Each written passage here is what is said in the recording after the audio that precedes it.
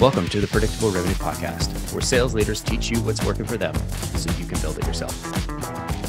This episode of the Predictable Revenue Podcast is brought to you by our sales coaching and consulting services. Are you looking to create repeatable, scalable, and predictable revenue?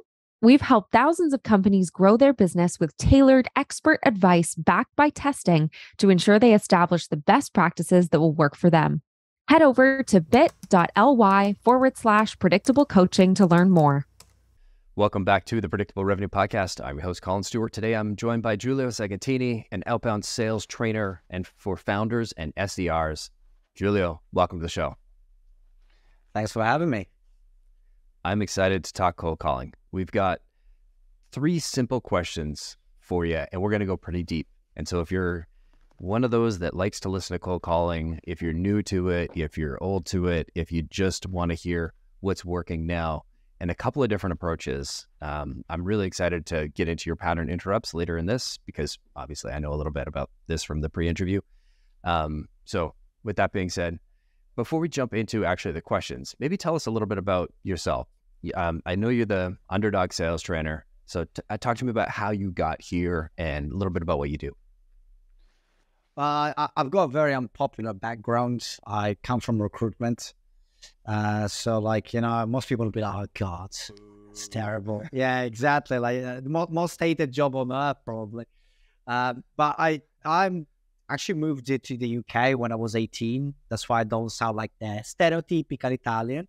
And then I just kind of went to school in Scotland. I graduated, got a job in recruitment.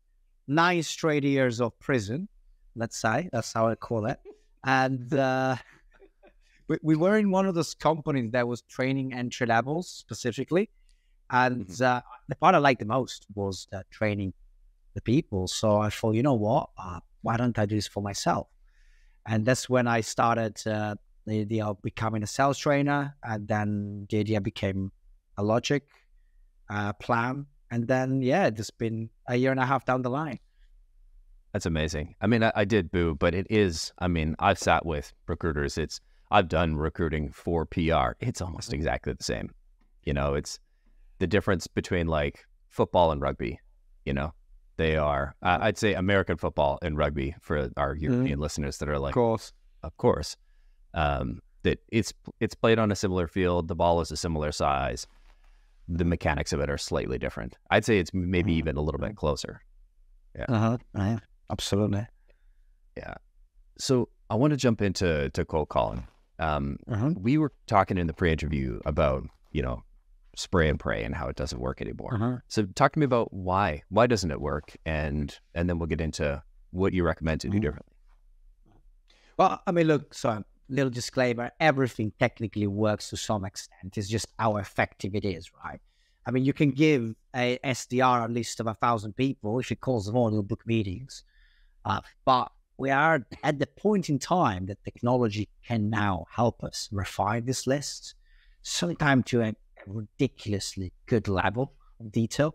So instead of trying to call like 100, let's say, let's go to recruitment, right? Very simple example. You can call 100 companies that might be recruiting for salespeople, or you can try and find the 15 that currently are, and then target the specific person that's the most likely to either know who's in charge or being in charge.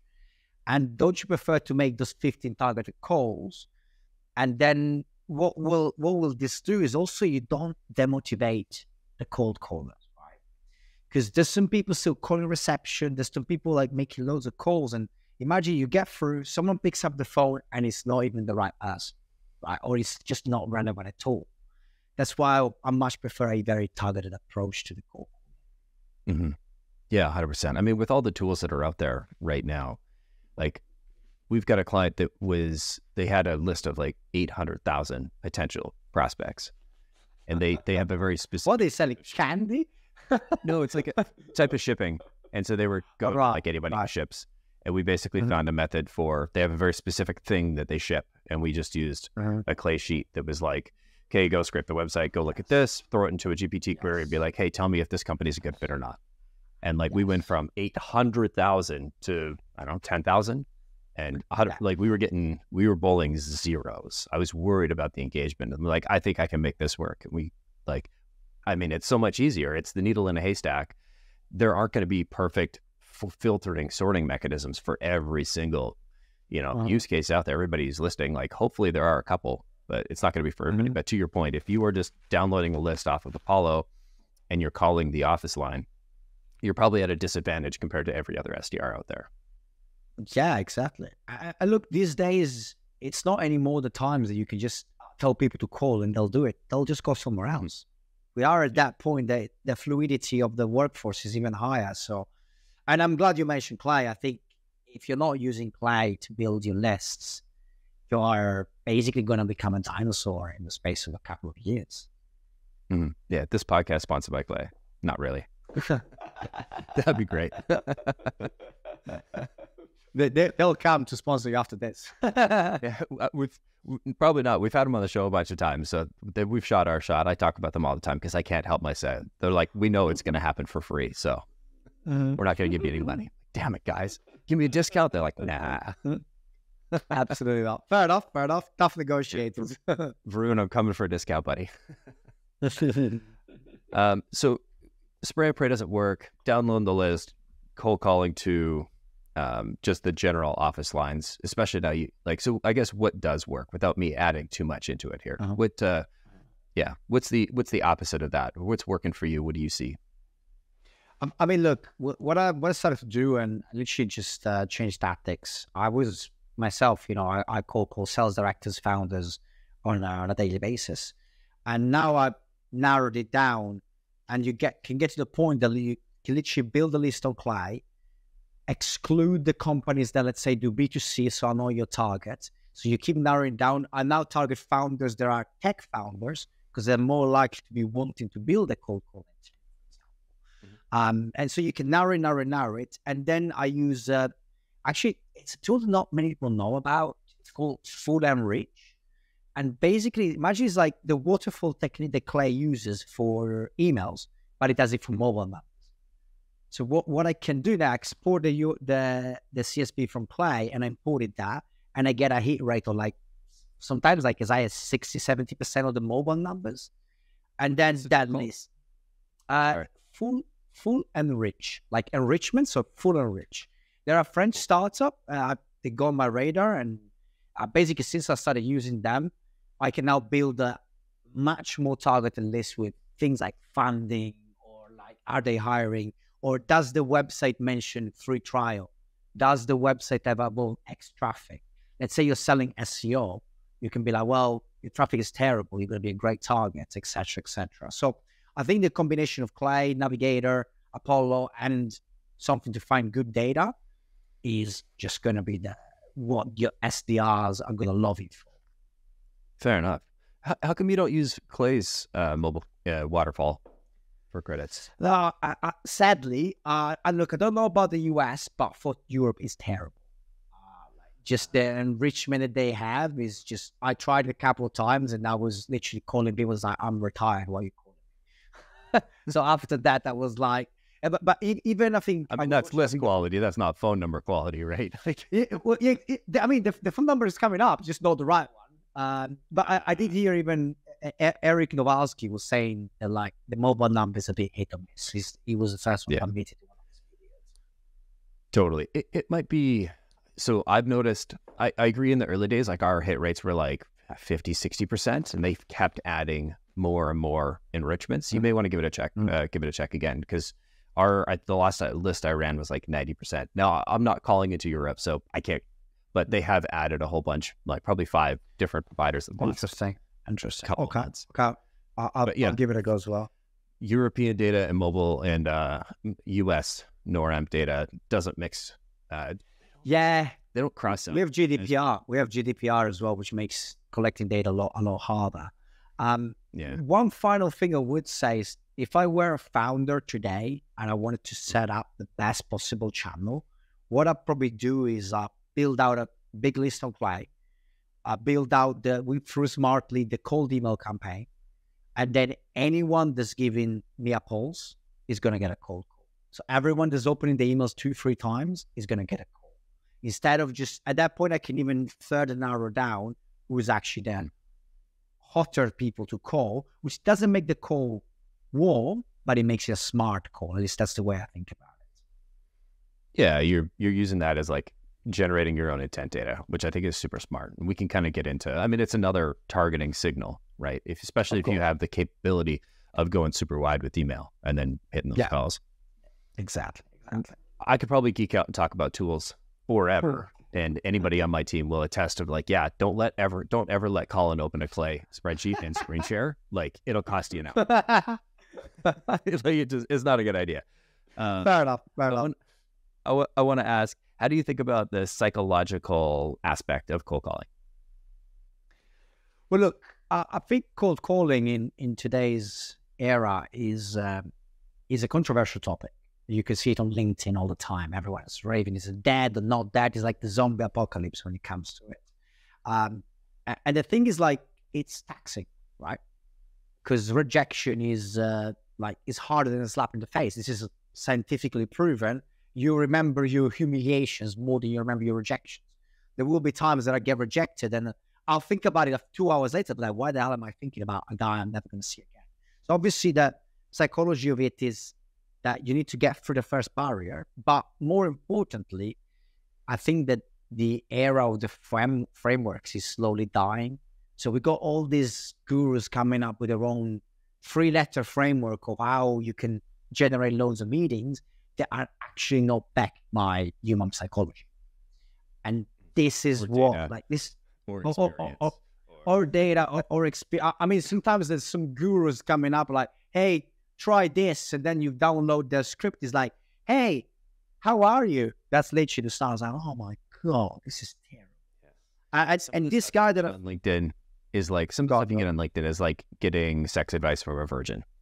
You're like, I mean, it's worse. Have you ever made a phone call? Yeah, like I think it's like getting. I think it's like getting sex advice from someone that had sex and was terrible at it. You know, because like a virgin doesn't know anything, but like someone that's some of these are like, oh yeah, I made 5 cold calls in my life. I sucked at it, but I'm just gonna tell you how it's done. Yeah, because everybody was a gatekeeper, and I called all the wrong people, and and all the excuses in the planet, basically. Totally. So back to the psychology. What's your frame of mind, or like, how are you coaching SDRs? How are you approaching a cold call when you're getting into this?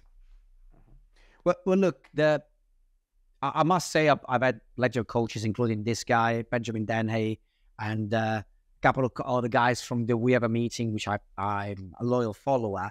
And from them, I learned that you should be focusing entirely on human psychology, right? And the first thing that should happen is, what is every person's favorite topic? Themselves. Absolutely right. And the thing is, like, when you start in a cold call, we're like, hey, I am Giulio from ABC company. We do this.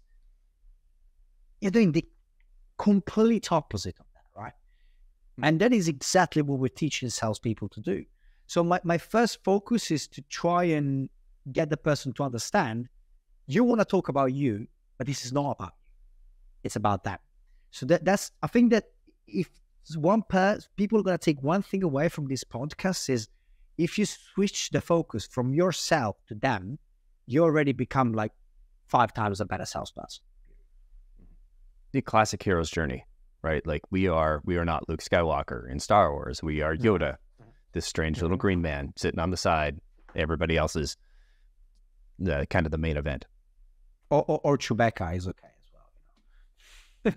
I would do my best Chewie if I could do it. It would turn into like puberty scream. Fair enough. Let's keep that for now. Love it.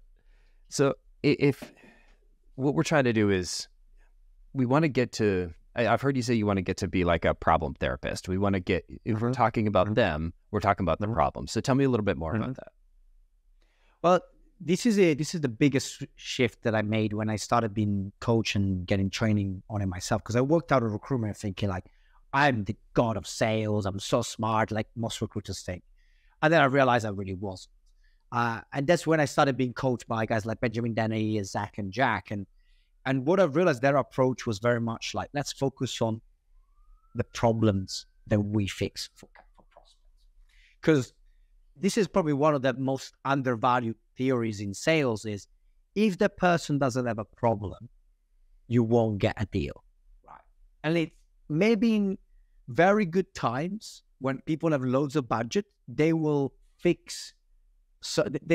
spend money on getting a plus rather than fixing a minus. But generally people buy because they have a problem to fix. And the more you can get deep on that problem, the more likely you are to get the meeting, but more important to get the deal. Right? Because that's the most important thing. Booking meetings and converting to deals. That should be the main focus. I love it. I like to think of a cold call as like pushing a giant rock up a very steep hill. And if you can push just long enough to get to find that problem, that steep hill just sort of like plateaus. It's not a big plateau.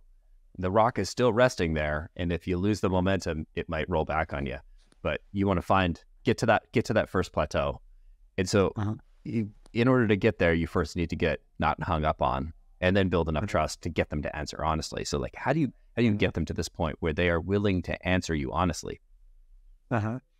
Well, okay. So I would say, like, this is again another controversial topic, which is, how do you start a cold call, right? And I must say, it's probably what I do it myself, but we all get stuck. We think that there's going to be a opener that's like, it's like, to make a very weird comparison, it's like a Tinder chat up line. So people think I'm going to have it, and then after that, everyone is going to talk to me. And it just doesn't work like that. But especially for junior people, you want something reliable and consistent that will help you to get the conversation started. And if you do it in the right way, I think that's when you tend to get better results. 100%. So in your opinion, what is the right way to open up a conversation?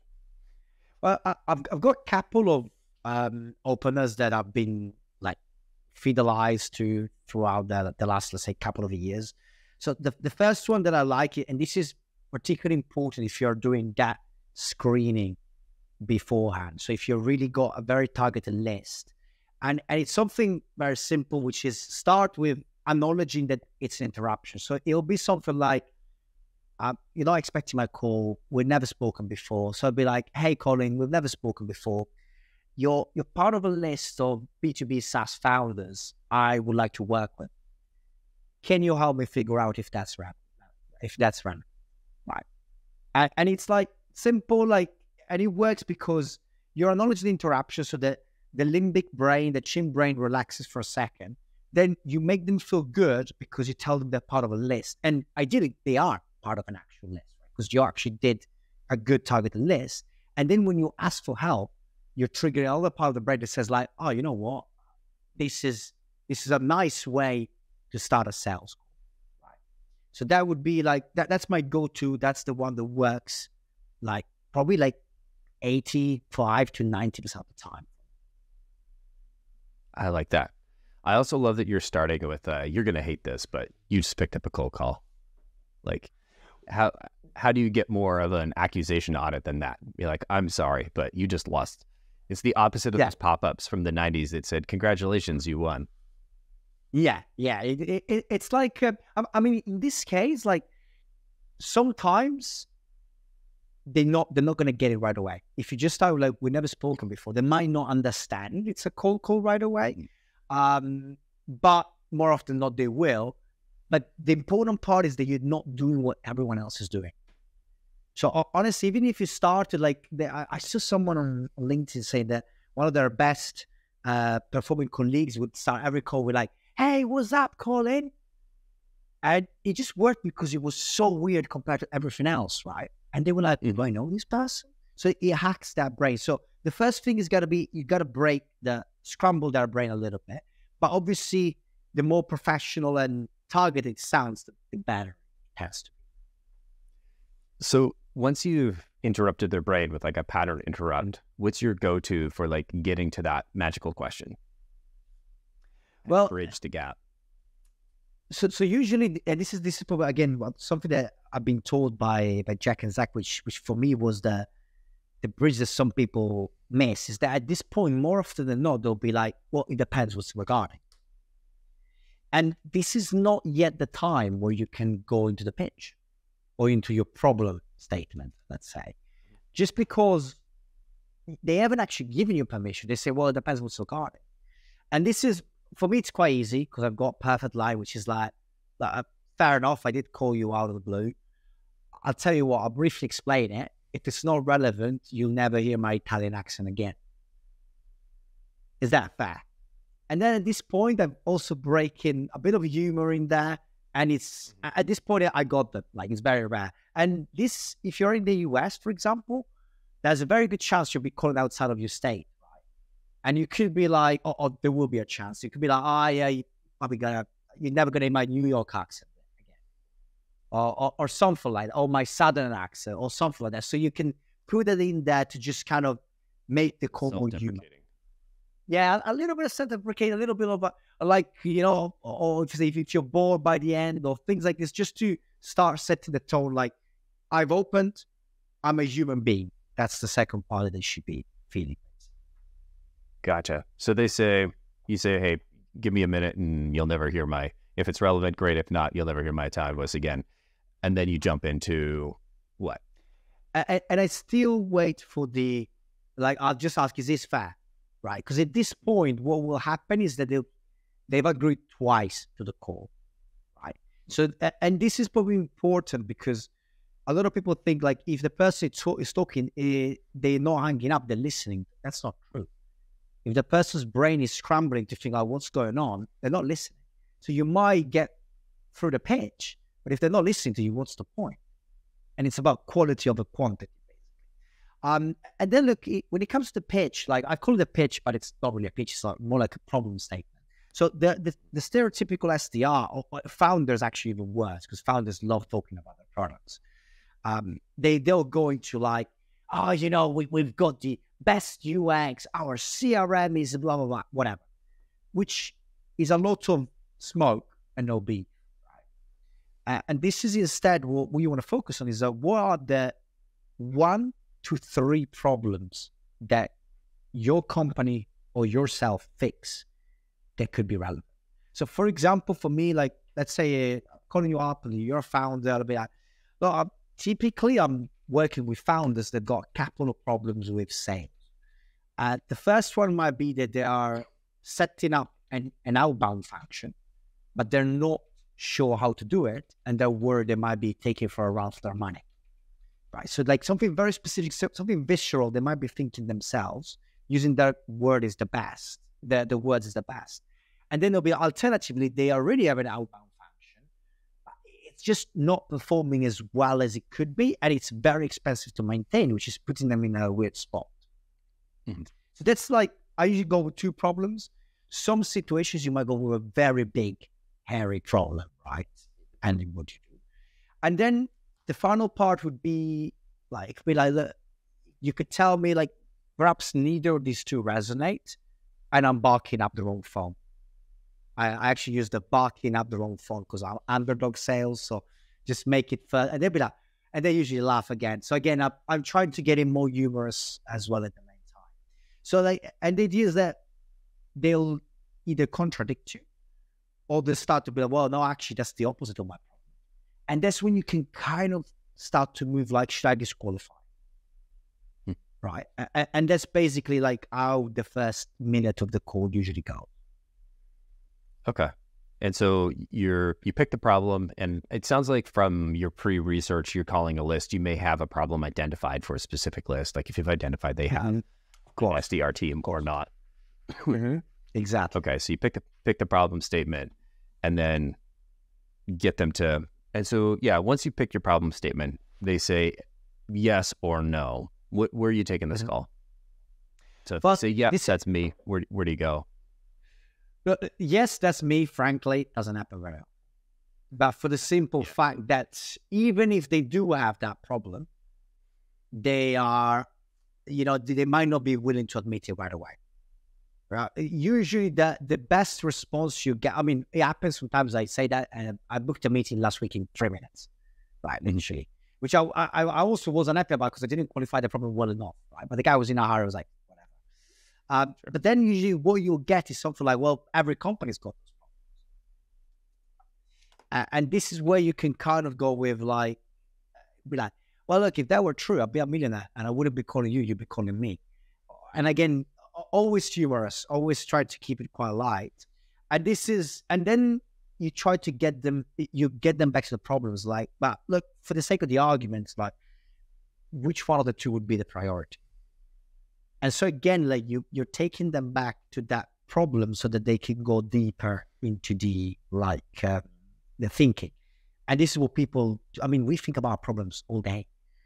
So like if you take them down that path, there's a major chance you start actually building real rapport as well. So that could be some of the ideas. Gotcha. And so we've led them down this path. They've said, you know what, no, you got to give them the two options. You know, they say, no, neither of those, or, you know, no, I don't have that problem, but they really do have that problem. You handle it with a little bit of humor.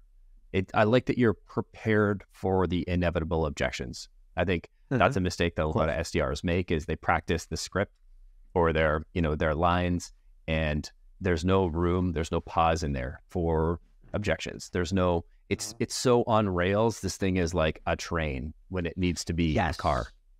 Yes. I've had this as well with some companies I worked with, but they were like, they gotta follow the script. I was like, well, I'm a big fan of scripts.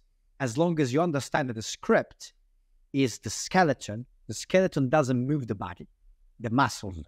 So the skeleton needs to be there to support you, but at the end of the day, it's the muscle and the muscle memory of your brain that will help you through this. So like, for example, I even use some tools to like prepare for objections where like you hear the recording and then they'll hit you with the objection and you can respond. So like just to get the SDR to the mind frames, like this will happen. The more prepared I am for it, the more likely it is to succeed. Totally. And so once you've got them they've identified a pain, how do you get them to tell you more? Because, you know, it's one thing to get them to say, yes, I have that pain. It's another thing to get them to truly trust you enough to open up on a call. So how do you do that? Of course. Well, look, this is actually the biggest thing I've learned when I was briefly an intern for a SDR agency when I switched to become a sales trainer. And from these guys I keep referring to Zach and Jack for with a meeting. And this is genius. So it relies heavily on what we call availability heuristics. So you simply ask them for an example, which is like, look, when you say you have a meeting, when you say you have an outbound problem and it's not working as well as you do, what does that look like in your world? Because it's different from every company. Can you give me an example? And once they have the example, that means that in their mind, it's like if I ask you, can you remember a time when someone offended you? Or could you remember a time when someone, where you were generous? You automatically perceive yourself as more generous. This is actually in Cialdini's book, Persuasion. He talks quite a lot about this. So it's exactly the logic that once they have the example, usually you have the meeting. Because if they can think of an example, it means the problem is real. And the opposite. I've had one recently where said, I'm always interested in sales. I was like, okay, look, which one of the two? He told me, I would like, better functionality for the outbound. Like, okay, can you give me an example? And he was like, well, actually, we just set up the team. I saw perhaps it's a bit early. And he didn't have an example. And at that point, I know that the person is just not ready to actually explore a solution. Basically. Yeah, there's nothing there. It's such a great question. Can you give me an example? I don't think that's a question I remember asking or teaching somebody to use on a sales call. So I'm absolutely going to steal that. It's I wish I came up with it, but it's this guy and the We Have a Meeting guys that are religious about this. And it works. It works like that. Love it. So you get them to give you an example. Say they give you an example that's relevant and you can solve it. Where do you go next? Well, at this point, actually, most people would be like, you said a meeting, right? But no, like, I think at this point, you know they have a problem. You know they have the problem, but that's not all you need to close deals. Right? I mean, loads of people who've got problems do absolutely nothing about it, right? If you look at the amount of therapists and personal trainers that have got a lot of work, but should have more of that tells you something. So at this point, it's like you got to test: is this something that they care about fixing? I'll give you an example. Like the pitch I used to do before was more like, you might be having a problem with the salespeople that are reluctant to pick up the phone. And then when you start testing it, you find that a lot of the founders are just giving up fixing this problem. And you can't get someone to fix a problem if they just accept this the way to be, right? So at this point, it's like, once you the example is like figuring out where does it come from? So like thinking a bit details, like what's the impact? Although I never use the word impact. Again, a very big, simple question I've been taught is, what does that actually mean for you? And then they usually will go a little bit deeper, but it means that I'm struggling to hit my revenue targets and my investors are not particularly happy. Okay. And then essentially, like, once you have a list of the overall problem and fleshed out, you summarize it, make sure that they say, that's right, like the Chris Voss, like the... No, you're right. Yeah, exactly. And at that point, it's just, do you mind if I ask one last tough question? It will be, yeah, sure. Have you given up trying to fix it? And again, like, I wish I came up with this, but I'm just preaching it. But yeah, and at that point, that's more like to out your rescue. Yeah, but it is like, it's in a way, it's like you're trying to get the no, right? It's easier to get the no in that case. Because if you say like, okay, so this is a problem, like, do you want to do something about it? Boom, sales. You try to sell to me, right? Mm-hmm. So the beautiful thing about this, and like I've got there's a call I always showcase with some of my clients where I basically booked the meeting in 6 minutes, and we go through the whole process, and the guy doesn't know my name, and he doesn't actually know what I do, but we just talked about the problem so deeply that it's just so wrapped into it. And I did the question, oh, what's your name? I said, it's Giulio. Don't worry, I'm about to send you a LinkedIn connection request before our meeting, etc. So yeah, like I think that's the level when at that point that they not only they will sit the meeting, but they are very likely to buy. Which I'm talking a little bit too much, but I just want to wrap this up in the sense that I think our sales culture, especially in SaaS companies, it's really built on like setting the meetings, right?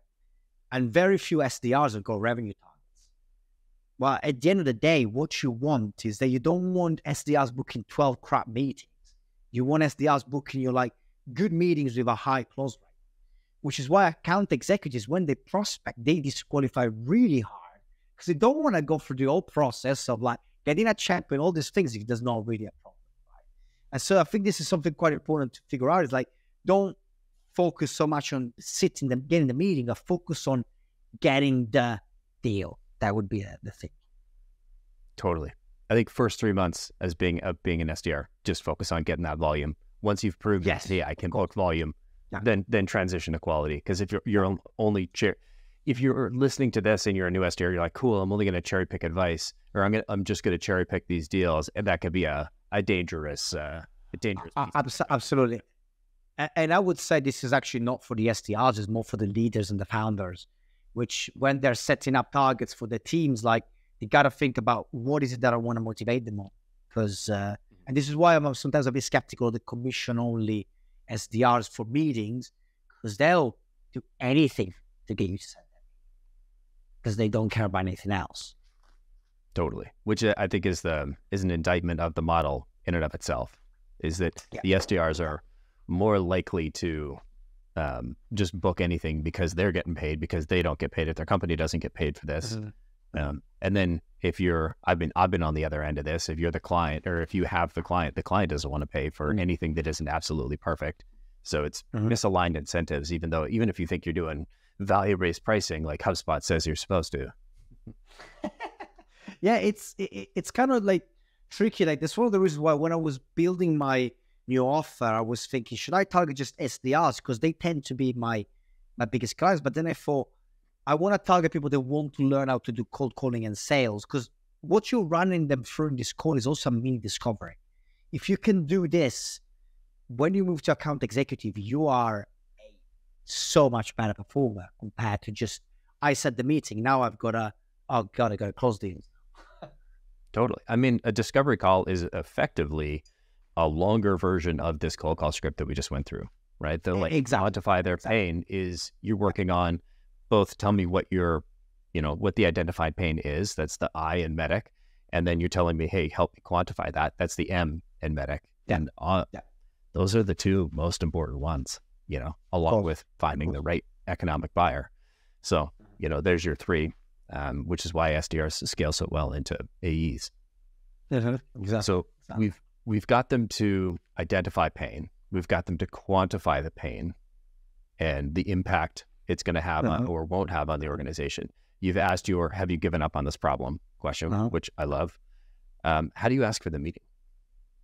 Well, this is, again, you use a bit of boss here. I like also being taught to avoid trigger words. So you don't say meeting. I don't usually say calendar either. So at this point, it'd be something like, look, from what you told me, I'm not 100% sure I can help you. So I still make them feel like it's not a sales call. I'm not 100% sure I can help you, but would you be against setting some time aside to discuss this further? And then you can even add and if by the end of it you think I'm crazy, we'll just never have to talk again. So you kind of go looping back to the very beginning of the call, right? So that would be the simplest way, because again, it's a very soft ask. And you're also triggering it's important how you ask, because once they say yes, or in this case, no, I wouldn't be against it.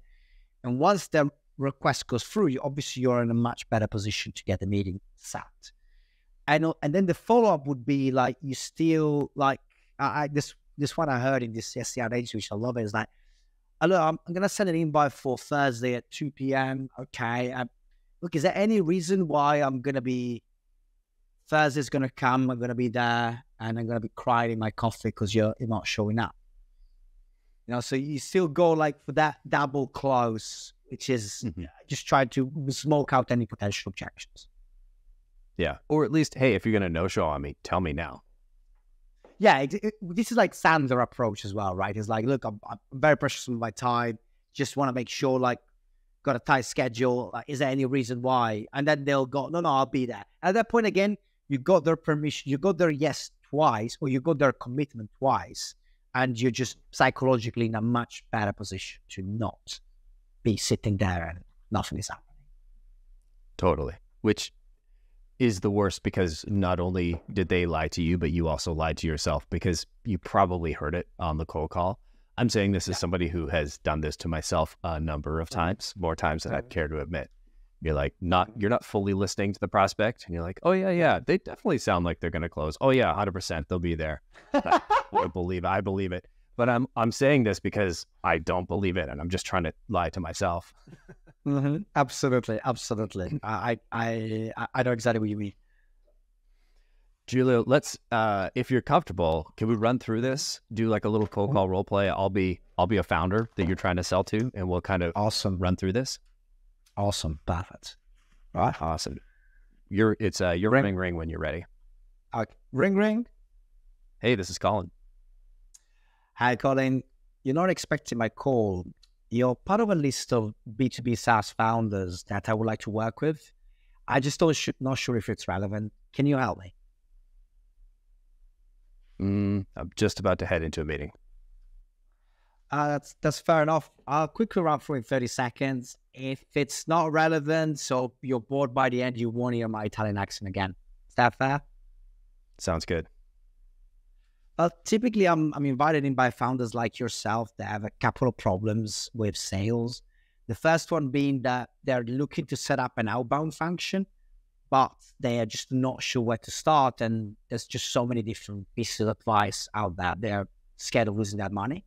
Alternatively, they have an outbound function already. It's just that it doesn't work as well as it's meant to, and it's costing them a lot of cash. You might tell me you've got the opposite problem and your team is booking loads of meetings and you're very happy, and I'm barking up the wrong phone.